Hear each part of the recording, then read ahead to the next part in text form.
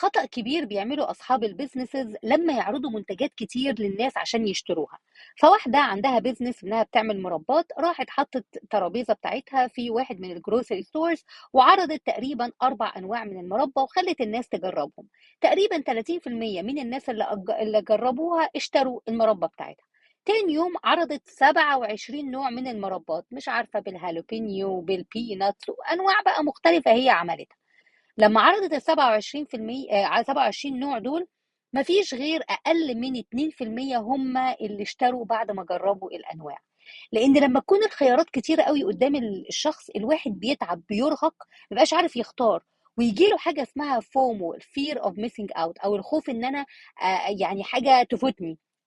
فلما يبقى عايز يشتري حاجة يقول طب ما يمكن التانية أحلى، طب ما ده يمكن جوزي يحبها، لا طب ده بنتي بتحبها. فمن كتر ما الخيارات كتير بيرهق وفي الآخر يقرر إنه ما يشتريش حاجة.